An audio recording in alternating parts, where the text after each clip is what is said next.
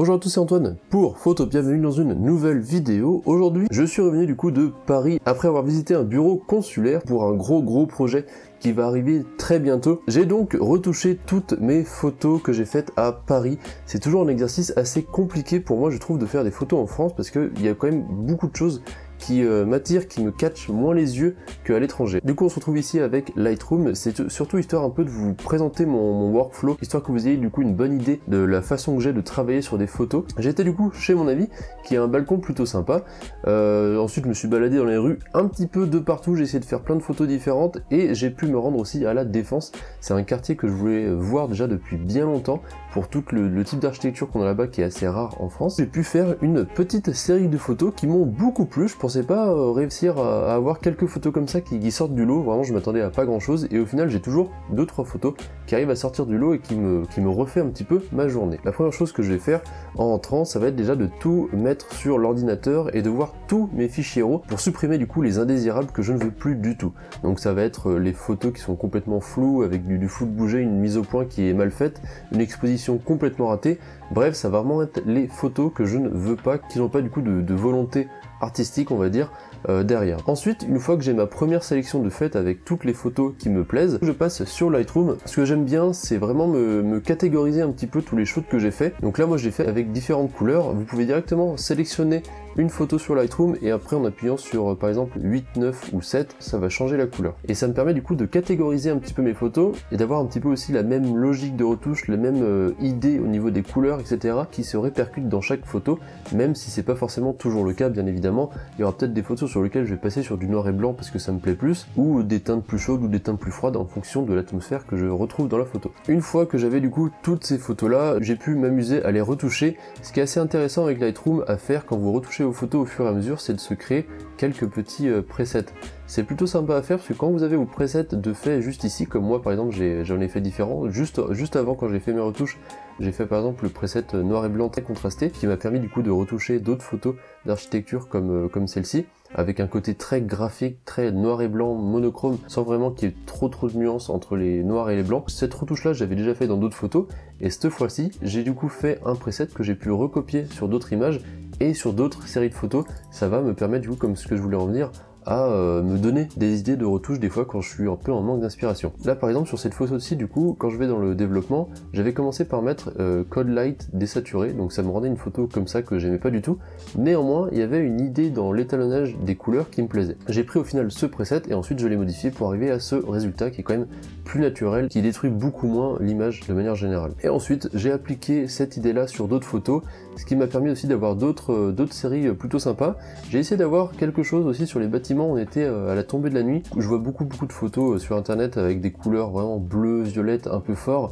Moi je voulais un petit peu changer, histoire d'avoir quelque chose d'un peu plus, avec des teintes qui changent, toujours en gardant ce côté un petit peu chaleureux, mais avec des teintes un petit peu plus, pas cyberpunk, mais qui tend à être un petit peu plus fantaisiste.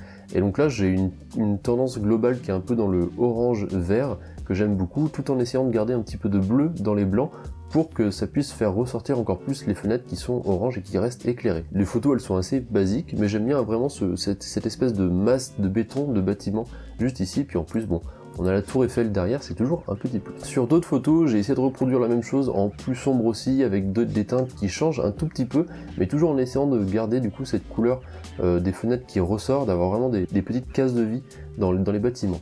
Donc j'ai refait ça différemment. J'ai essayé aussi de mettre en valeur ici la cité de la Défense, qui fait vraiment un gros bloc du bâtiment vu de très loin comme ça, c'est assez impressionnant la Défense à voir.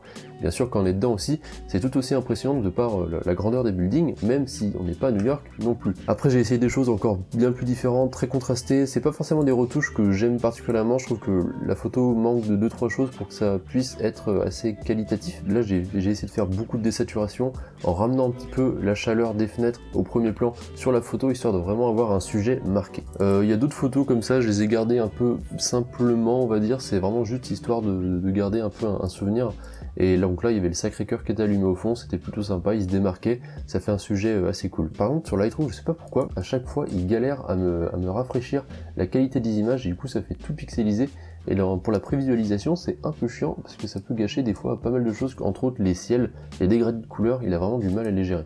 et là ça rend tout de suite beaucoup mieux avec l'espèce de ciel un peu cotonneux, j'ai envie de dire. Et il y a celle-ci entre autres que j'aime beaucoup, qui a une esthétique assez on va dire futuriste, un peu dégradée. J'aime bien cette image assez monolithique avec trois gros bâtiments qui sortent du lot et une grosse masse de bâtiments au fond. On arrive presque même plus à distinguer quel bâtiment fait partie de quel bâtiment, etc.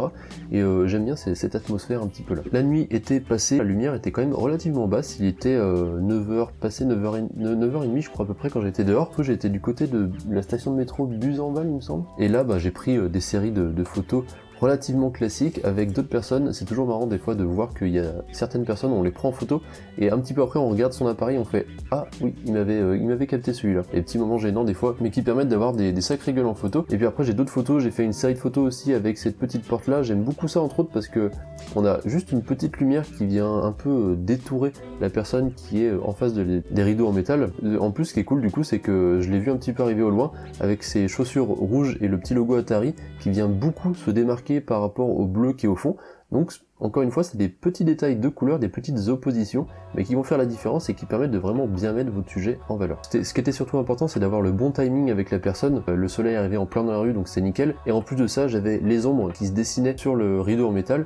Et donc du coup, le fait de l'avoir pris pile au niveau de la lumière, ça permet aussi de bien la détourer et de bien mettre un petit peu comme un spot lumineux qui vient sur elle. Donc là après, j'ai essayé 2-3 autres photos, ça marche pas forcément à tous les coups, mais là il y avait du jaune ici et du bleu en bas. Donc l'opposition des couleurs fait que la photo fonctionne plus ou moins, mais là on n'est pas sur une photo non plus très intéressant. Et après j'ai continué la journée comme ça en me baladant, en essayant de découvrir des petits coins.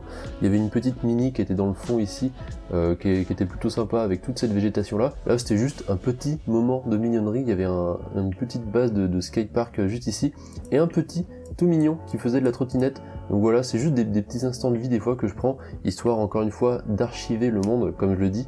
Donc c'est juste histoire d'avoir une photo sympa, mais très clairement ici, en termes de photo, il n'y a vraiment rien d'intéressant. Ici, j'avais essayé de mettre mon 35 mm avec le filtre Moment Cinebloom pour essayer d'avoir quelque chose d'assez cinématographique.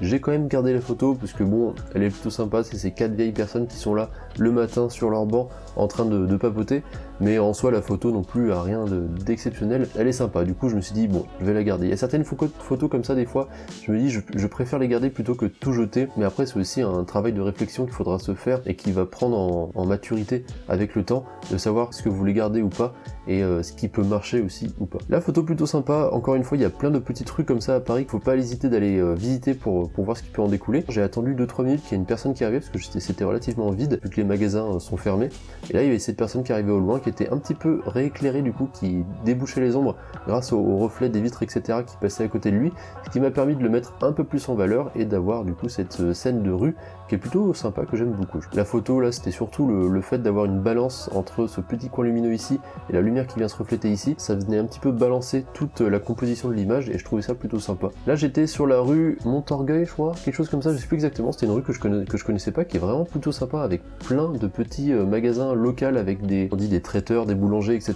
donc plutôt sympa. Et là bon il y avait juste 2-3 personnes qui passaient, je voulais juste essayer de mettre la rue en valeur avec la personne devant, donc j'ai gardé ce format très serré pour avoir un petit peu ce côté cinématographique j'ai envie de dire, qui marche assez bien. Donc là j'aime beaucoup aussi, ça fait vraiment très très parisien le sandwich avec la baguette et le jambon directement dedans. Il y avait une personne dedans qui était en train d'acheter 2-3 choses et il y avait une personne qui sortait du magasin.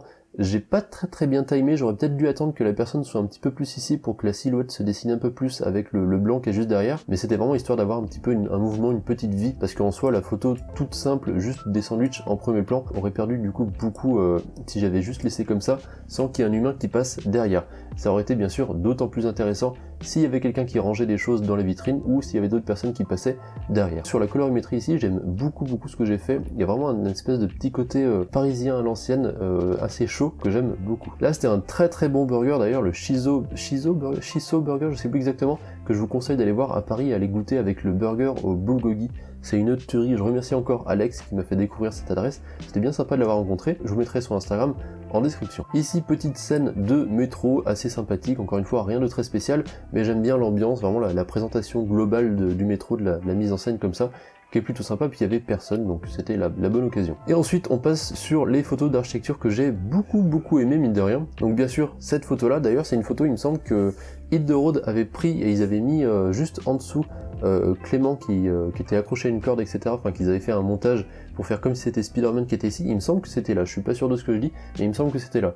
Du coup, j'ai repris aussi une photo très rectiligne, et là j'ai appliqué des retouches très contrastées avec des blancs presque bouchés et des noirs presque bouchés, et après j'ai enchaîné du coup avec cette retouche là. Je me suis dit tiens, ça peut être intéressant, j'ai essayé de faire d'autres photos. Là j'ai fait une composition avec 3 différents bâtiments, donc vous avez le bâtiment à droite, le bâtiment au milieu ici, et le bâtiment derrière, qui vont donner des textures toutes assez différentes, toujours avec une photo qui est faite à f11, histoire d'avoir le maximum d'éléments nets sur la photo pour éviter de gâcher cet effet texturé des bâtiments. Juste là vous aviez toute une espèce de cour avec ces petits blocs architecturaux à l'intérieur, et cette personne là qui attendait ici. Donc j'aime bien avoir cette personne là qui, d'ailleurs j'ai dû bien la déboucher au niveau des lumières, etc. On voit du coup que c'est un tout petit peu détérioré et que la personne n'est pas totalement nette non plus, mais c'est surtout histoire d'avoir une petite silhouette au milieu, histoire du coup de présenter un petit peu comme une histoire de ce businessman, on va dire, qui venait prendre du coup sa pause clope, qui était au téléphone. Donc là encore une fois j'ai fait des retouches avec des couleurs assez désaturées que j'aime beaucoup, toujours en essayant d'avoir un petit peu ce côté jaune, donc des lumières qui vont un peu rehausser la chaleur de l'image. Donc là, le même bâtiment, vu cette fois-ci de derrière, avec quelque chose encore de très rectiligne que j'aime bien. Et en plus de ça, c'est toujours intéressant des fois de venir prendre les photos à certains moments de la journée, surtout quand c'est de l'architecture avec des gros bâtiments comme ça, parce que la lumière va impacter beaucoup votre photo sur la gueule que va avoir du coup votre bâtiment. Là typiquement j'avais une lumière assez dure mais qui passait à travers différentes lignes du bâtiment et qui venait en plus du coup éclairer la zone derrière, donc ce qui fait qu'on a un léger dégradé très clair ici qui vient s'assombrir un petit peu de ce côté là. Donc ça c'est des choses qui vont aussi beaucoup changer dans vos photos et auxquelles il faut penser, donc c'est toujours intéressant de revenir à plusieurs moments de la journée quand vous avez le temps pour prendre différentes photos, vous pourrez être surpris. Encore une fois ici avec la lumière qui vient rehausser un petit peu et déboucher toutes les ombres qui sont là, donc ça vient encore dessiner un petit peu encore plus ce côté rectiligne du bâtiment. Et donc là je suis allé voir à l'intérieur, j'ai fait 2-3 trucs et vous avez cette petite échelle qui vient donner un côté encore très rectiligne, très graphique à la photo que j'aime bien. Et le petit détail en plus, c'était cette petite tache, on va dire, de lumière qui vient juste à l'intérieur au niveau de l'échelle et qui vient rehausser et rééquilibrer les couleurs de la photo, histoire de ne pas avoir quelque chose de trop monochrome, et comme ça permet aussi de balancer la photo et d'avoir quelque chose de plus contrasté entre quelque chose de sombre ici et de très clair et très jaune ici. J'ai continué encore cette série pendant un bon moment avec d'autres photos beaucoup plus colorées. Celle-ci je l'aime beaucoup d'ailleurs, je connaissais pas du tout ce bâtiment. Quelque chose de très contrasté avec quelque chose de très coloré ici, et le côté très froid des bâtiments, des buildings, qui vient ici avec le soleil qui vient s'éclairer et qui vient donner aussi un peu beaucoup de luminosité sur cette tranche là. Il y avait d'autres photos, j'ai fait quelque chose de beaucoup plus près, histoire d'avoir encore quelque chose de très graphique avec un grand angle pour avoir cette perspective très fuyante. Et vous avez d'autres photos qui s'enchaînent comme ça, entre autres avec la défense, et plein d'autres photos plutôt plus ou moins intéressantes les unes que les autres, comme à cet endroit là. D'ailleurs j'ai supprimé beaucoup de choses, il y avait des caméras, des petites taches sur le mur comme ça, même là des baskets blanches qui me gênaient un petit peu, que j'ai enlevé et ça se voit pas du tout au loin, et au final c'est des choses comme ça qui ne dérangent pas forcément, parce que quand on le sait pas on va pas du tout deviner qu'il y en avait, et ça fait que renforcer le côté minimaliste. C'est toujours intéressant d'attendre 2-3 minutes au moins, un minimum, histoire de voir si vous n'avez pas un sujet intéressant qui va passer. Donc là du coup j'avais ce vélo là qui vient donner encore un impact encore plus fort au niveau du sujet sur la photo, et des personnes qui ne vont pas se couper au niveau des rebords ici, qui permettent d'avoir quelque chose d'encore plus simple et plus pur sur la photo. Donc après pareil j'ai enchaîné avec différentes photos, différents endroits, en me baladant, en explorant et en juste testant, voir ce qui marche pas, changer d'objectif, remettre le grand angle, etc. C'est comme ça, c'est en expérimentant que vous allez pouvoir vous améliorer dans votre travail. Bref, je pense qu'on en a terminé ici, c'est déjà bien assez long. C'était un peu histoire de vous présenter mon travail, présenter ce que j'ai pu faire à Paris, surtout histoire d'avoir une vidéo en attendant les grosses vidéos qui vont arriver. Peut-être que fin mai je ferai moins de vidéos aussi pour me préparer au départ qui devrait se faire fin mai. Je ferai une vidéo dédiée. Néanmoins, je vous dis à très bientôt. Pensez bien à vous abonner si vous avez apprécié la vidéo pour ne pas louper la suite, et à commenter si vous avez peut-être des photos préférées que vous voudriez en fond d'écran, n'hésitez pas à me le dire. Et puis voilà, moi je vous dis à la semaine prochaine normalement, ou peut-être dans 2 semaines, je sais pas encore, très normalement à la montagne au moment où vous regardez cette vidéo là. Et puis voilà, à très bientôt, c'était Antoine pour Photopia, ciao.